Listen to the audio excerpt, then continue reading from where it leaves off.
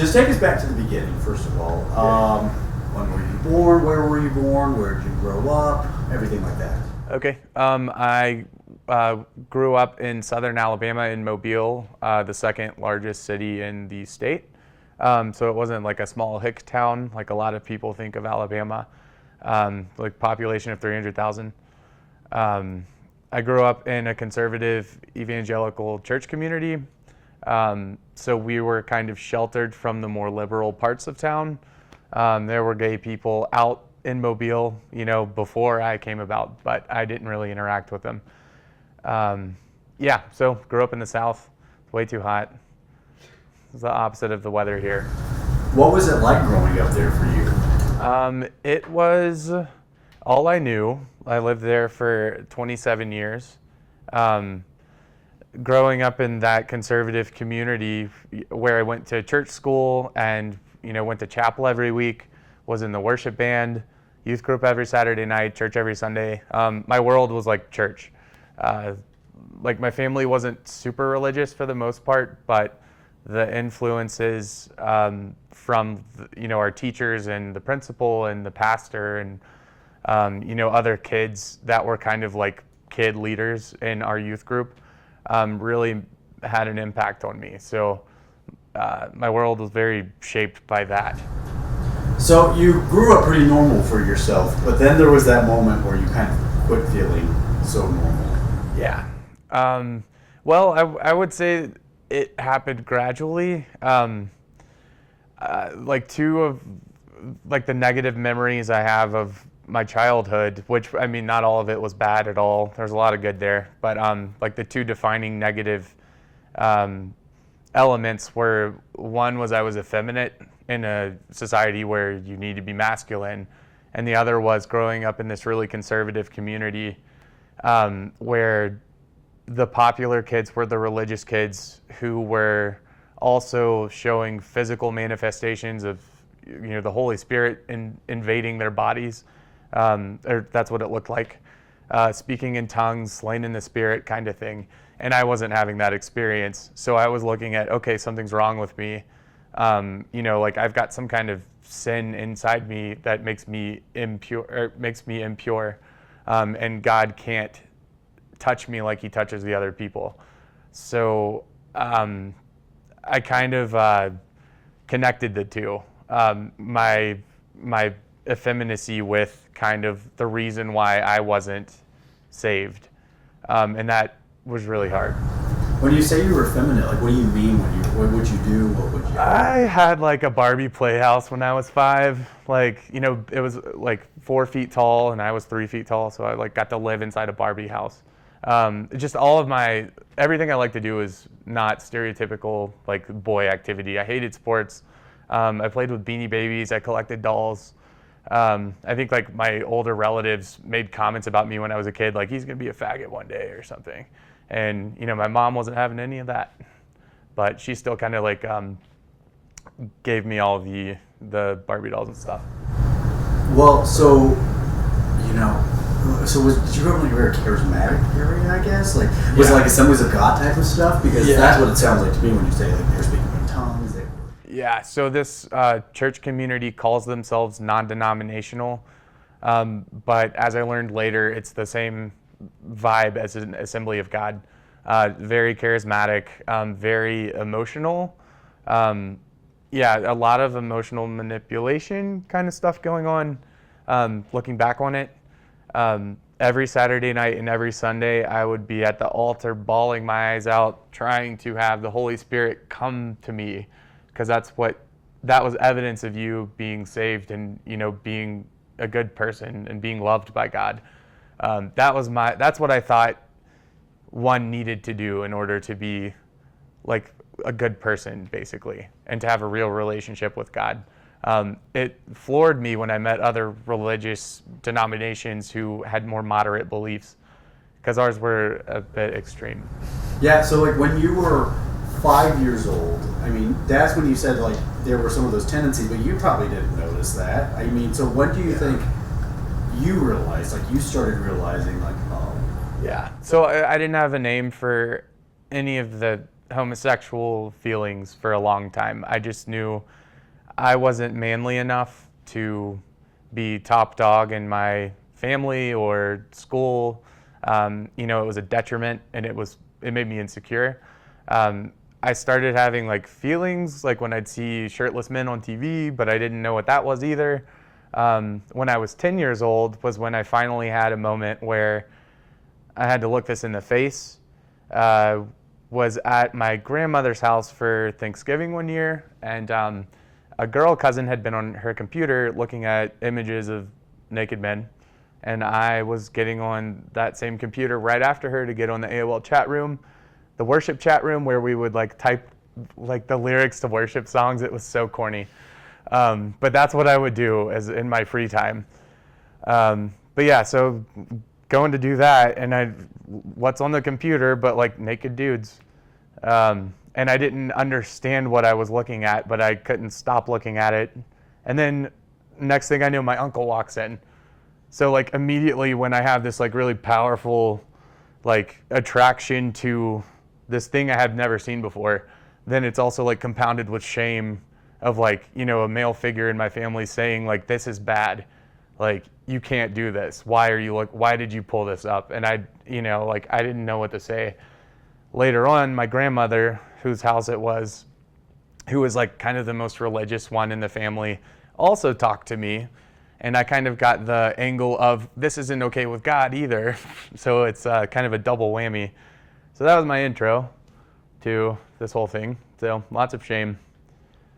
I buried this whole thing and like could not acknowledge it for years because it was just like so painful. Knowing everyone knew, but no one would talk about it. I don't know. It was just, those couple of years were the worst. Yeah. So when did you like officially kind of confront the fact that I'm gay? So all that happened when I was 10. The next few years, I didn't have an answer for any of it. I would, go back to youth group and cry out to God, saying like, "Please take this from me," or like apologizing and, basically just being like, "I'm so ashamed of this. I don't want to do this. I don't want to be this. I want to be a normal guy." And nothing ever really changed. But I didn't associate it with my identity because I couldn't, because it was so painful. Kind of like having a cigarette at night, but saying like, I'm not a smoker, like, because you don't want to associate with it.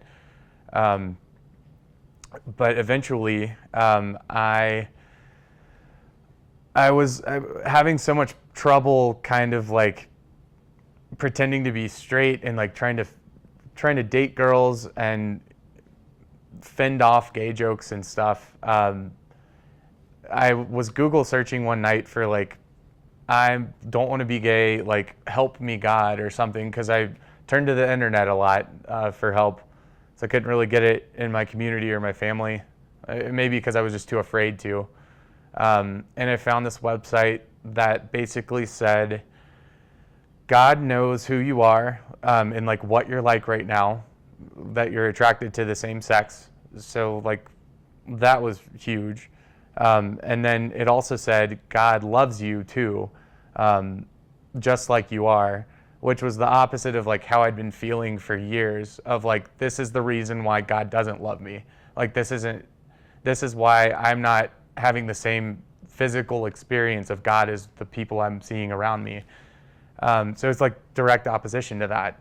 It also said, like this website said, God didn't create you to be homosexual, which was another like crazy concept for me because I'd internalized like I was born to be inferior. And here is this message that God created me the same as all other boys, and that was like revolutionary for me because I didn't have anyone telling me that. And then the last message of this whole website was God can change you. He wants to, like, just reach out to him, let him heal you. And like, I'm getting goosebumps right now thinking about this because it was such a load off my shoulders. I think I found that in my 10th or 11th grade year. So between like ages of 10 and 16 or 17, I was just like in the dark, shoving this into a dark corner where I couldn't acknowledge it. And here I finally could, because I had an answer. I finally had something that made it safe to admit what I had been feeling for so long. There's this blog site that I don't think is online anymore, or maybe it shut down and came back on. But it was really popular back when I was in middle school, early high school, called Zynga. Similar to MySpace, you like blog on it.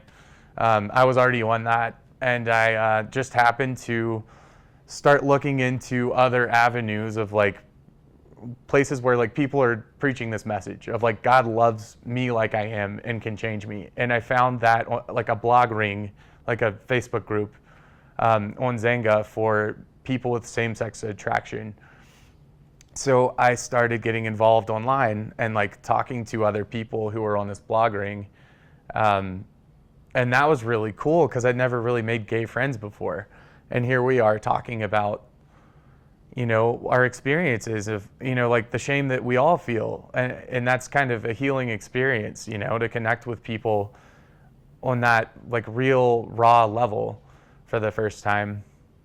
So this is the time when I basically it became less dangerous to look at my orientation, because there was hope for once, and not just utter shame and, you know, the torment of hell for eternity. So that blog ring is kind of how I found Exodus International, because some of those people who were on there were also part of this group. Exodus International, kind of like an umbrella organization that connected all these different churches and movements that were trying to get, you know, homosexuals, you know, back to Jesus, you know, and like healed and changed. So that's kind of like how I found this whole group that, you know, is trying to get people to convert to heterosexuality. How old were you when like all this stuff? You were on Zynga when you found Exodus International? And really quickly before we do that, so is it safe to say that when you first confronted the fact that you were in fact gay, I mean, were you relieved? Were you confused? It was just it sounds like there's a swirl of emotion right there. There was a lot. I hated it the entire time. There was nothing in me that wanted it. I mean, like carnally, like the feeling was there. You know, I wanted to be with a man, but every part of my brain was just against it because it didn't make sense. I had no one to look to that was doing that and that wasn't shunned. The only gay people I knew were basically ostracized from everyone I knew, from everyone's lives. There was no future in that. I couldn't be that. It wasn't an option. So the relief I felt when I found a way out was like the most hope I think I've ever felt in my life. Like still, it was huge. And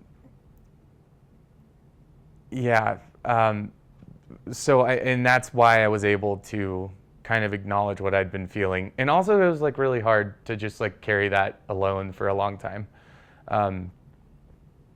It's just a relief to be able to connect to other people. And I took that opportunity when I found it.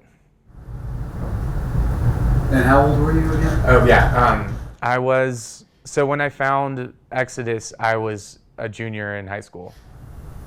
So tell me a little bit about that. So what did you even search on Google to like find them?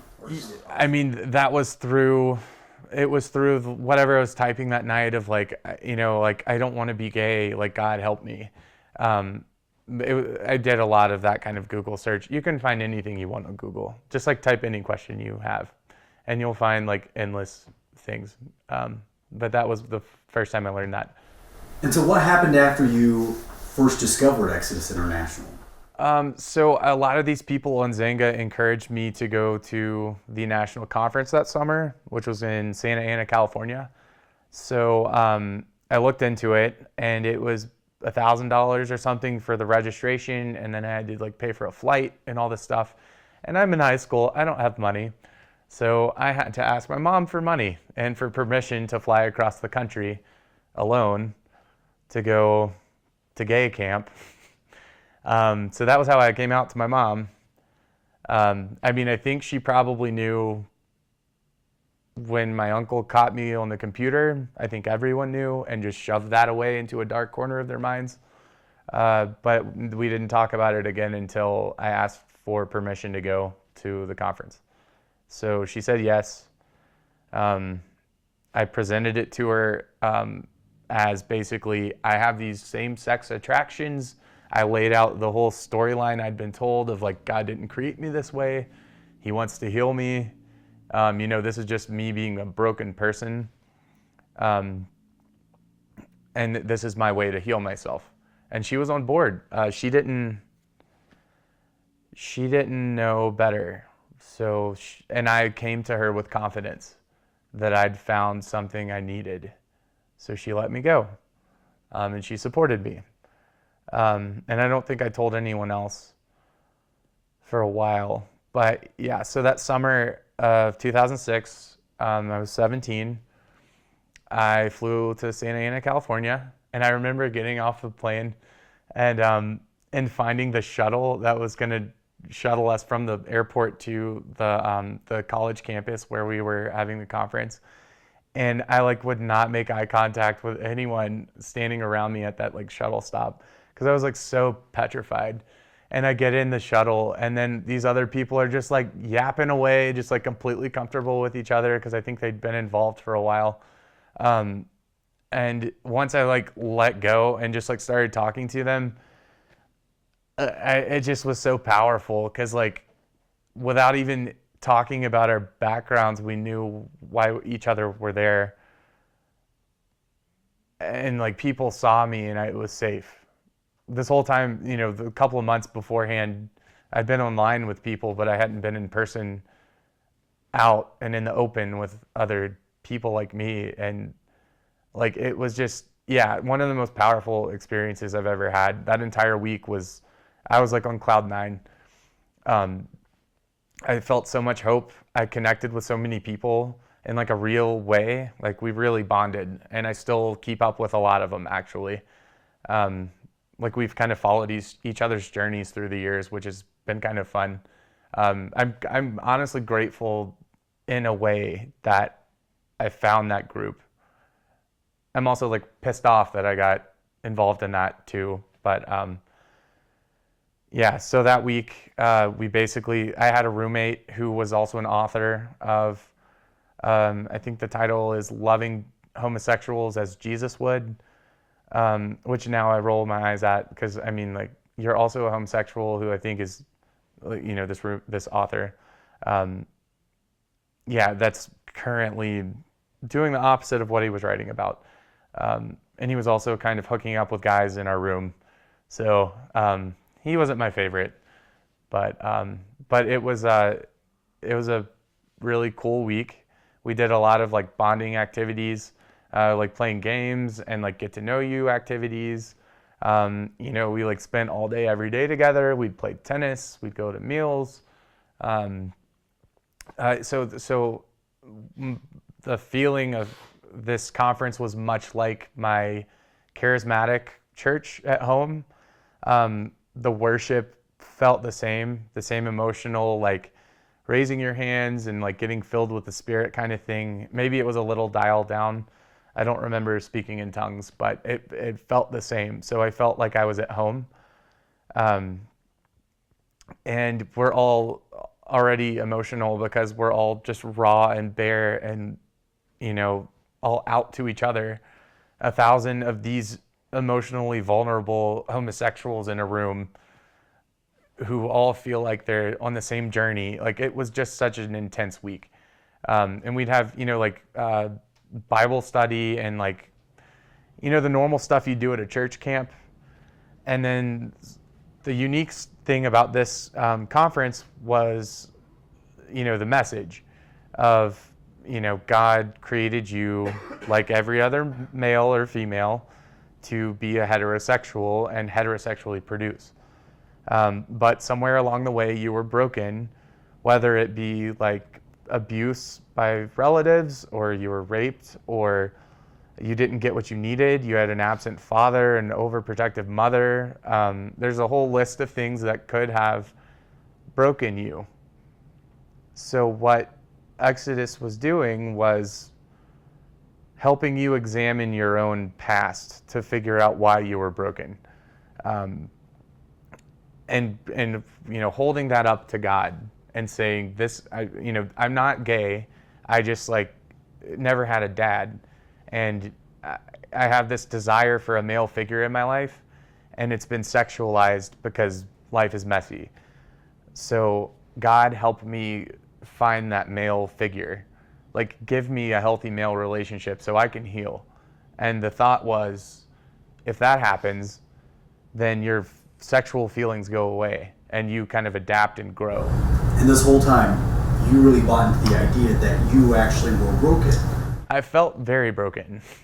So it made sense to me. I related to a lot of the theories that they were putting out about why you might be broken.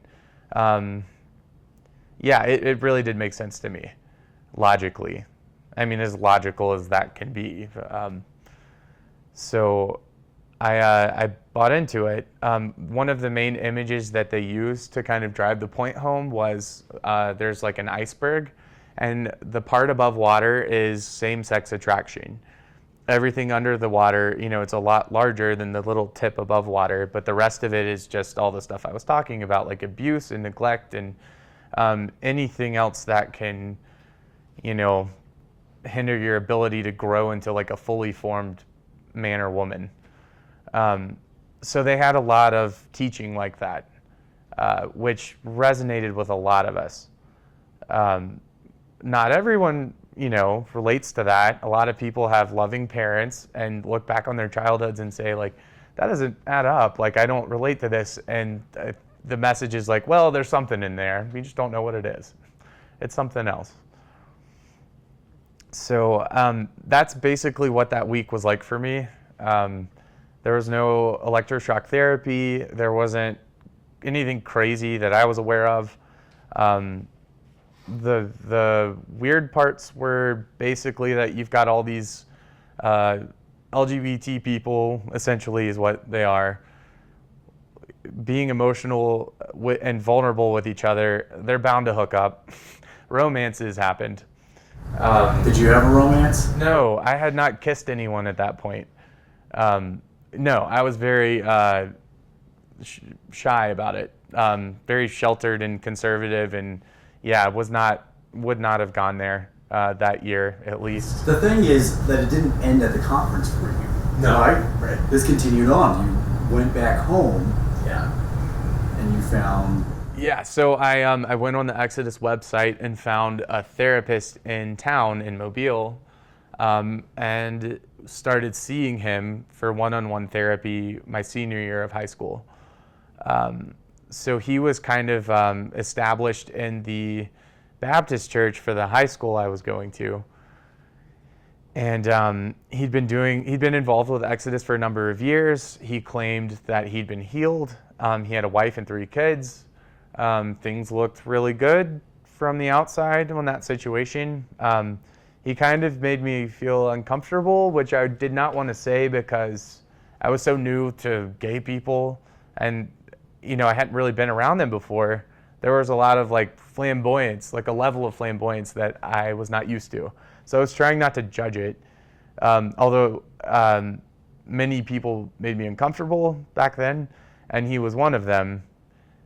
But I think he was also, there was other stuff going on with him, which we later found out, which I think was why I was uncomfortable, but not ready to say that, or I guess I wasn't smart enough to call it what it was.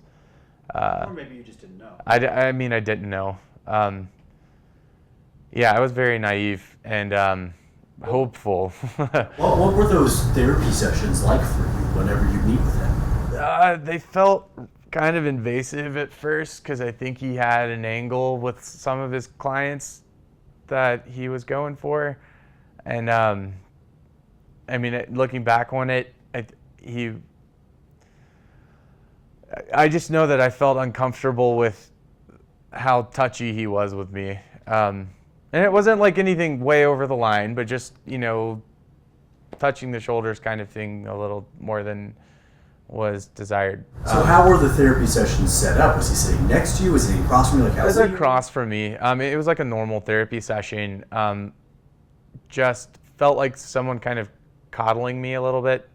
But basically what we would talk about was, the reasons why I might be broken, which, I could list a lot of them. I had a lot of ideas of, like family struggles or, me being effeminate and like kind of feeling like an outcast because I never liked sports and I was a smart kid. So we would just like go through these like painful things in my past and kind of work through them. And I mean, he was kind of, some of it was good. It was kind of like psychotherapy or talk therapy. But looking back on it, it kind of scares me that I was with someone who had a history of kind of exploiting that to get with his clients. So that was unique to this one therapist. I don't think that happened with every individual therapist. And I'm fortunate that like no ultimate line got crossed with me. I think I was like twice his size anyway, so I don't think he would have been able to force me into anything I didn't want to do. But so conversion therapy for you, it was more regular therapy, like you said, no shock therapy. Right, nothing crazy. It was all very normal and tame, and for the most part well-intentioned. So I hesitate to bash conversion therapy as a whole, because I think the people who endorse it really think it's going to work. And I think if any of them are like I was, it has to work. There's no other option. You can't live as a homosexual. It's not an option. You have to be straight. That's just the world some people live in. That's the world I grew up in. Nothing else made sense. I remember in high school, after I'd kind of found these messages of, God loves you anyways, and he's going to help you become a real man through conversion therapy. I felt so much relief, and also still kind of felt the weight of what I'd been carrying. And I just kept thinking to myself, like, if I didn't have this, I would off myself. Because I can't live like this forever. I can't carry this weight. I can't force myself to hide this forever with no answer. And since Jesus is providing me an answer, like, I can live. Like, otherwise, I would cut this off at some point soon. So you essentially thought Jesus led you to conversion therapy? Yeah. I mean, I believed, I wanted to believe Jesus knew exactly who I was, knew everything I was going through, and loved me. And if I was just like good to him and like worshiped him and gave him my life, that he would take it somewhere good. I really thought he was going to change me. How long did you go through this entire process of going to, whether it was conferences or these personal sessions or anything like that? So my senior year of high school is when I was seeing the one-on-one therapist. So I saw him my entire senior year. I left the next year for college out of town. So I wasn't seeing him on a regular basis, but I would kind of like keep up, and like we talked on the phone a few times that year. That year was really hard for me.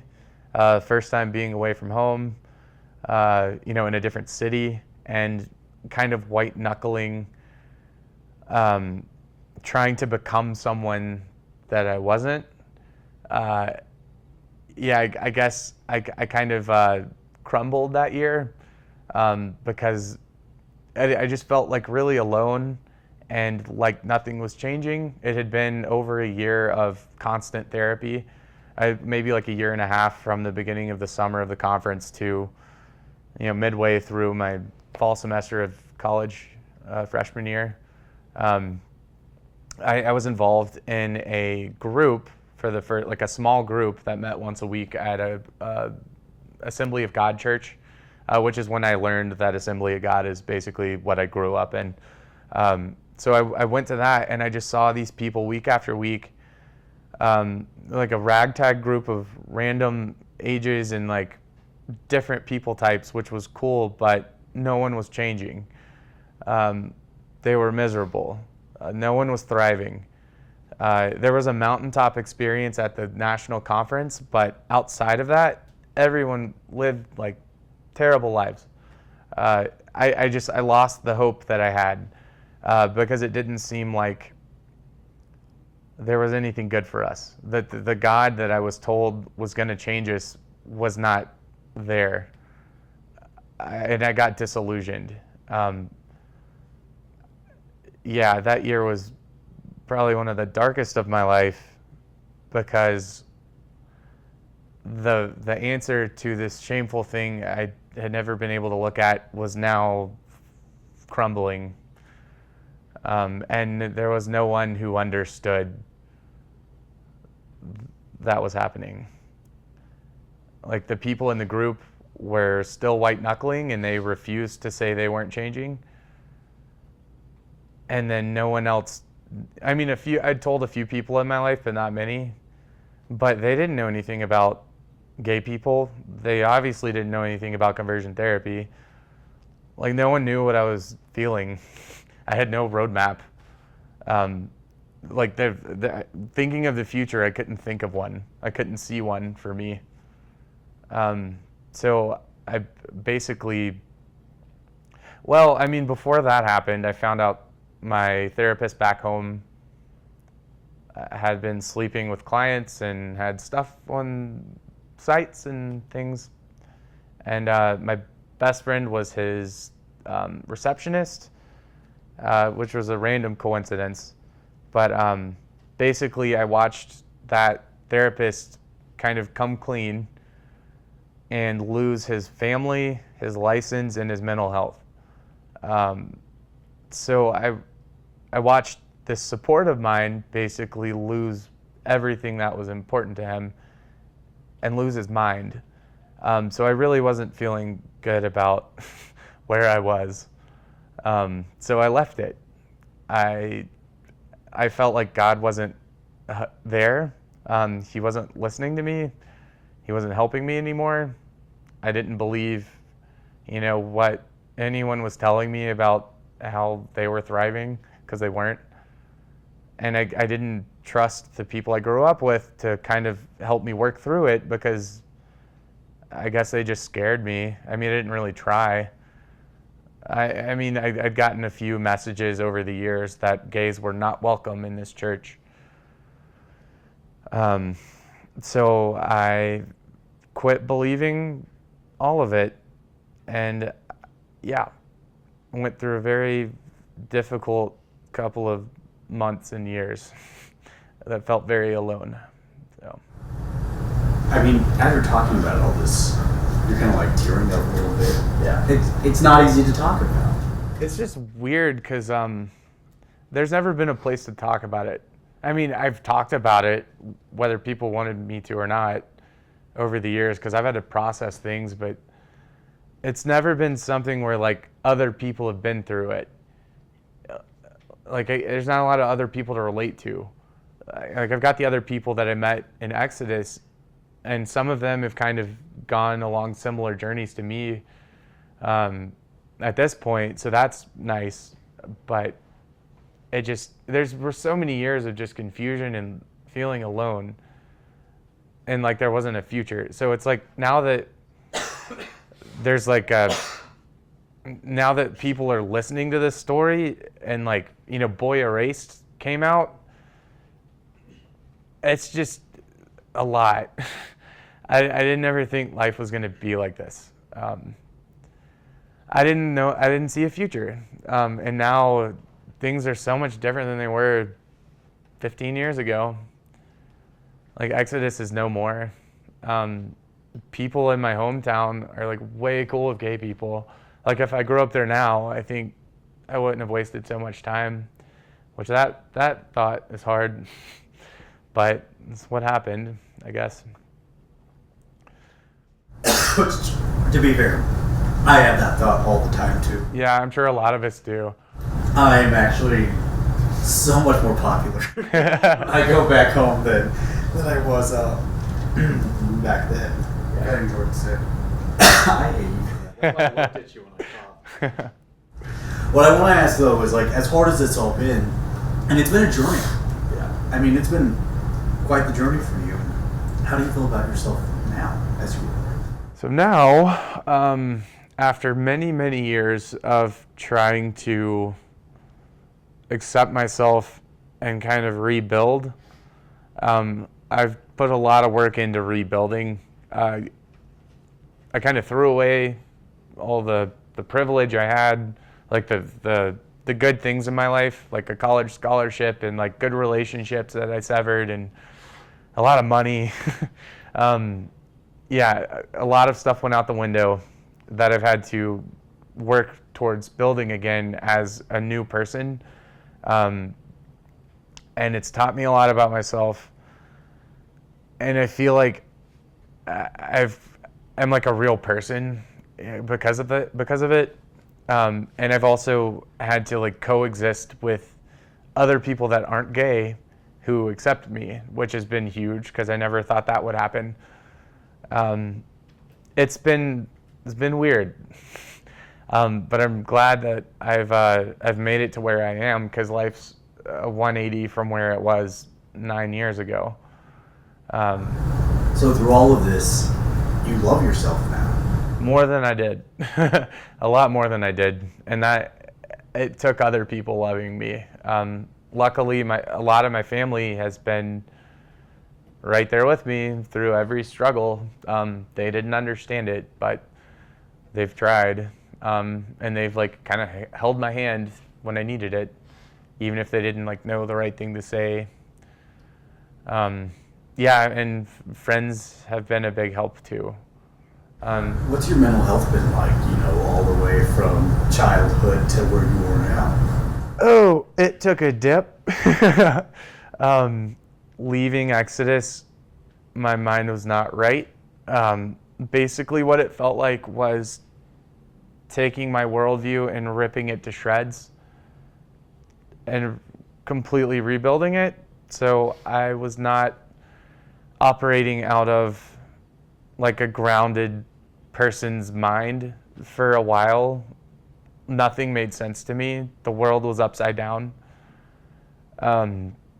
It was like the hardest thing I've ever been through. And I think anybody who was with me during that like saw that, and like whoever stuck with me through it they're like super cool.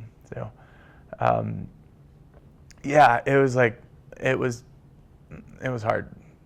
And I've kind of had to just like reteach myself how to be a normal person, which is something like you don't think about having to do. But I just think like I wasn't given the room to be who I am, and like